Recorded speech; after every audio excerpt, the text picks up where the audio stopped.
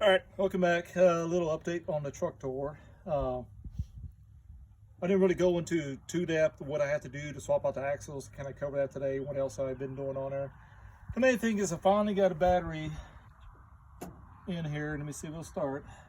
Nope. So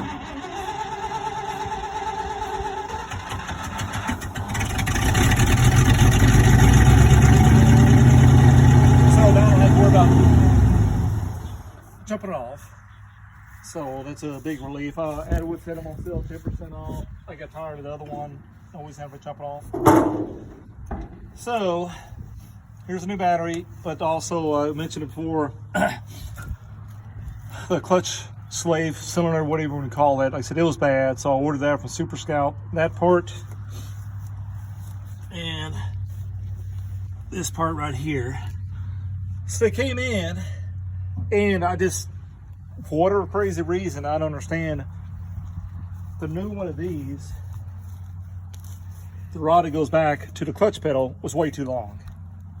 So I ended up having to rig it up, basically use an old rod to put it on there to make it work. Otherwise, I mean, we couldn't bleed out the clutch or anything else like that. So that's taken care of. Definitely got good clutch pedal and everything now, so seems to ship fine. So now on the axles, take a look over here at the old one.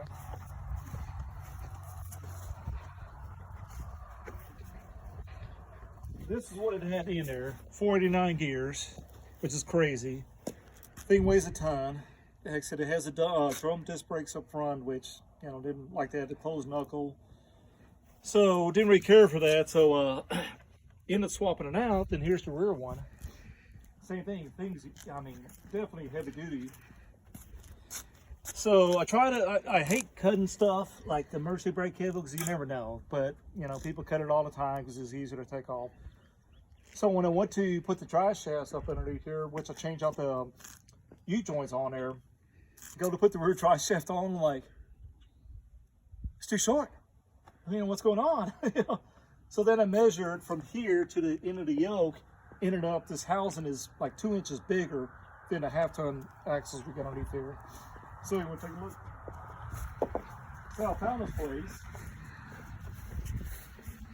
the mom and pop place in close by that redoes axles. So I chopped off one. I was in the original one, and I'm like, "Hey, what's called? Can you lengthen it?" Of course, it was gonna be a lot of money because they're gonna buy, you know, the new tube and, you know, the yada yada yada.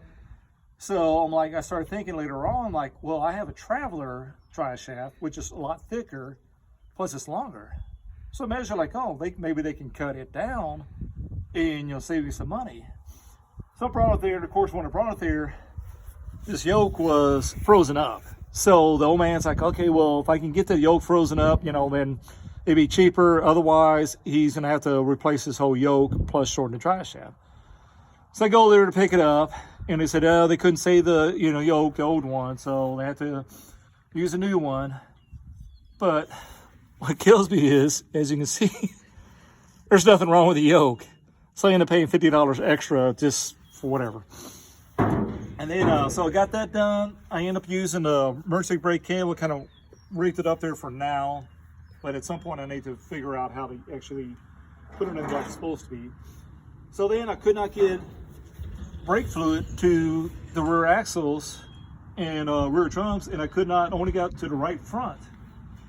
So I went ahead and pulled rubber hoses off, and well, I tried to run a wire through there and it was stopped up. So I'm like, all right. So I needed to order new hoses. But how do you order, you know, a hose for a 68 truck with 70-year model axles? So I went ahead and ordered a rear one for a 70 international pickup. It came in way too short. So I'm like, damn. So I went in and looked at the front one. The front one's longer, but it's the same fittings.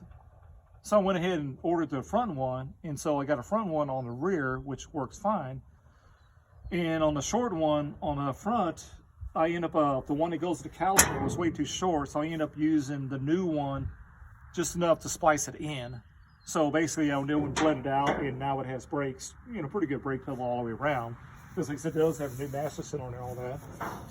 So that was a little bit of a problem, just trying to get the brakes done right. Like I said, I did, previous video, like I said, I did repack all the bearings and everything else. Everything looked good on that aspect. replaced the calipers.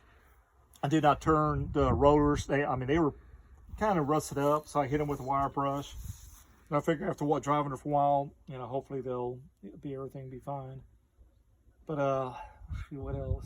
That's about it. Like I said, we're still talking to Blaze every week, whatever. He calls about 10 minutes when he's in boot camp. And me and Zachary was thinking, well, we'll swap out the cast while he's gone. And Blaze said he has other ideas, so I don't know what idea he has. So at this point, I'm not going to swap out the cast. I probably will try to swap out the front fenders that he has ready, and then try to cut this thing off and figure out something on that. But it still runs good considering, you know, the age of the vehicle.